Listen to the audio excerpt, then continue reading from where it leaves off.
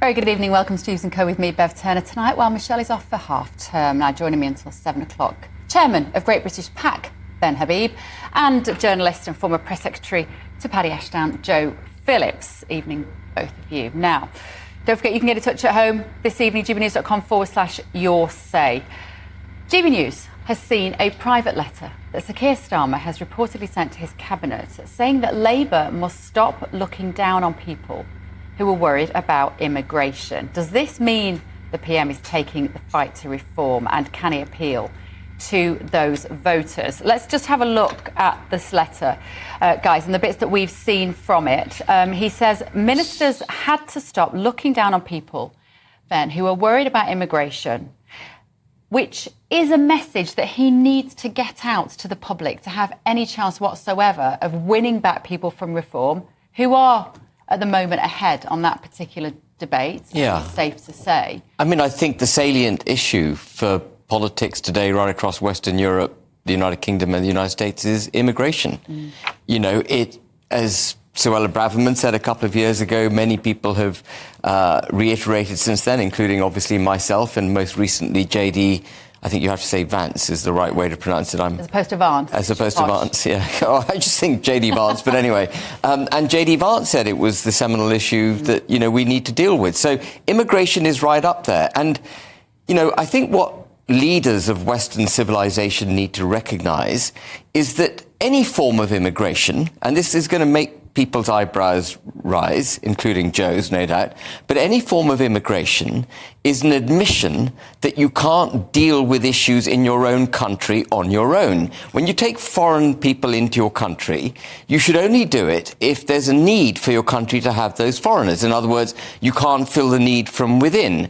And what we've done is there's been some ideological hijacking of the British governing class over the last 30 or 40 years in particular, where they've seen the taking on of vast quantities of foreign people into our country and then wrapping them in a protected blanket and allowing multicultural silos to exist, where there's division, frankly, within our society, as some kind of liberal, diverse advantage.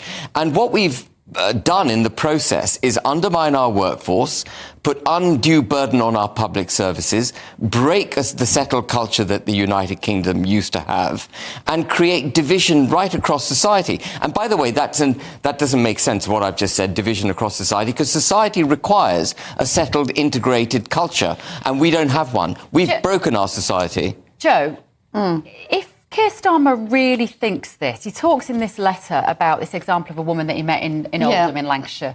He says she only felt able to raise concerns about young migrant men from Europe committing antisocial behaviour by convincing him first that she was not racist. He said, I think about a woman I met in Oldham who was worried about antisocial behaviour, and she had to start by saying, I'm not racist, but... Yes. If he thinks this, why doesn't he say it publicly? Why are we having to see it in a leaked letter? I think these are conversations that are going on right around the world with the liberal, centre-left, whatever you want to call them. You know, whether it's the Democrats in America who lost absolutely comprehensively, whether it's the rise of the far right, and I hate those labels, by the way, but, you know, for shorthand purposes across Europe. And I think it's sent the shockwaves through that sort of centre ground, if you like, of which the British Labour Party is part. And I think it is a recognition that that sense of we know best, we have ignored the genuine concerns of people. So, you know, it's fine, but you can't keep, you know, personally, I don't think, I know Ben would disagree because he always bangs on about it, but I don't think immigration is number one priority.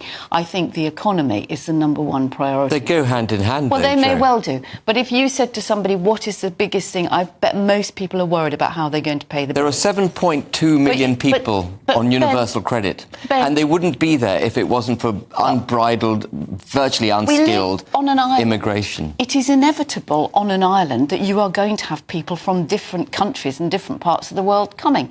You're also going to see more people leaving their homelands because of climate change, which I know you also have a bee in your bonnet about. The unbridled form of legal and illegal migration taking place across Western civilization has nothing to do with climate change. It has everything to do with an ideological experiment at the expense of nation states in the pursuit of the false goal of some kind of liberal utopia that will come about for the globe through governance for the globe. I think it is meant not in any sort of malevolent sense. I think it is people wanting to be tolerant and welcoming. It is malevolent. It is malevolent to the British people, because when you take in such vast numbers of people from different cultures, you undermine our ability to work and earn a fair wage for that work in the United Kingdom, and you undermine our culture. I just want to say one other thing.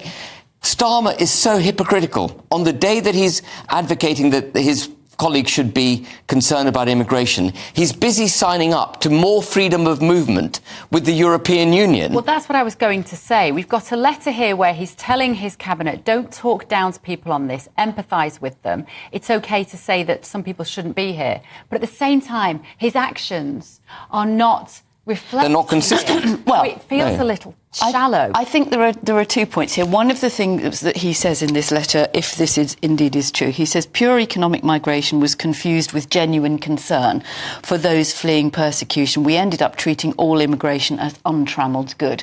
Now, I think that's important. I mean, I think there are several things to unpack here, Bev. One is the fact that actually it is quite right that other parties are taking reform seriously. They need to be. And it's no good pretending that if you ignore them, they will disappear any more than the Greens will, or the Liberal Democrats, actually. And we may talk about farming later. Yeah. And, there are an awful lot of new Labour MPs who are suddenly facing the wrath of farmers and the reality of life in the rural parts of Britain. But I don't think he's being hypocritical. And I think, as we move on to this week, which has seen utter turmoil, thanks to those puppets of Putin in the White House, we actually... Which we will also be banging on about in a little while. But we need now to reset our relationship with Europe, which doesn't mean necessarily rejoining or anything like that. But Europe is where our future lies, because it sure as hell doesn't lie with the Americans. Let me take Oh, my goodness. I couldn't disagree more. You look across Europe... That's why they've got us on, Ben. One of the reasons we've got this unbridled immigration, one of the reasons we're suffering with this problem is because Europe has literally taken down its borders in the pursuit of its another ideological aim for the doing away of nation states and a federal Europe. If they had borders between France, Italy, Germany, the Netherlands, and all other EU member countries instead of this stupid Schengen zone, which is daft as brushes, you'd actually have the opportunity to stop illegal migrants at every single juncture. The burden on trade and travel. And so you just give up the security of the continent in the pursuit of some cheaper goods? It makes no sense. And there's nothing good worth buying coming out of Germany or France at the moment, as far as I'm concerned. Bending over backwards to try and wiggle around the tariffs that Trump may impose. Let me just bring you to one other phrase from this letter that I thought was quite chilling. Because this is a bit of an exclusive for us this afternoon. Starmer says, what started with good faith paternalism has too readily become looking down on people. I don't want a government to be paternal. No, I want them to respond to I'm not a child. Absolutely don't right. Don't behave like you are my father. But that's what he's saying. But he says it started with good faith paternalism. Like, that is a good thing to be paternal to your population. No, don't treat me like a child. No. Don't be my parent. Absolutely Beverly, right. I completely agree with you. But there are surveys that have been done in recent weeks that show young people, they actually don't think elections are worth bothering with. They want a strong leader, even if that means a dictator or a military leader. Yes, you're right. I did see the results. There are... But shouldn't he then be saying to these young people, you don't want that, you don't want us to be, you don't want to be a dictatorship, you don't want me to be your state's father, you don't want the state to take responsibility for everything you do in life. Be an individual, look after yourself, take some responsibility. But I think politics has changed hugely, and I think Ben and I would probably agree on this, in the last 25 years, particularly. For the worse? Whether it's for the worse or not, it has changed across the world. We are more linked geopolitically than we ever were.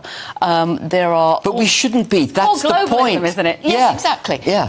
But there are other things, whether it's, war, whether it's famine, whether it's COVID, whatever it is, there are other things going on that mean we have got to do, and have always had to do, alliances with people who may not necessarily be our thing.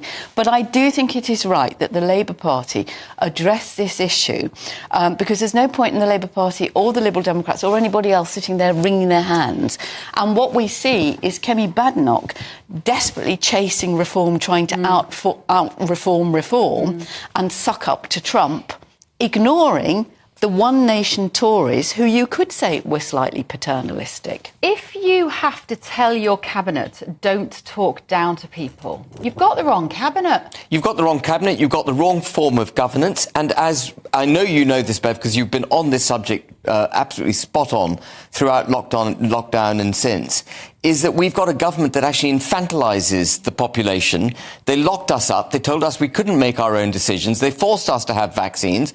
They broke the economy. They broke the economy on the back of it. They broke the economy on the back of it. They want identity cards. They just removed Apple's ability to refuse GCHQ's interference in our private matters. Literally at 3 o'clock this afternoon. Banks are ever more intrusive into our private affairs. They want a central bank digital currency. This government is heading right towards complete control. And we wonder why we've got a generation of young people who say, rule me harder, take away my freedoms, control me. We wonder why that's happened 5 years on.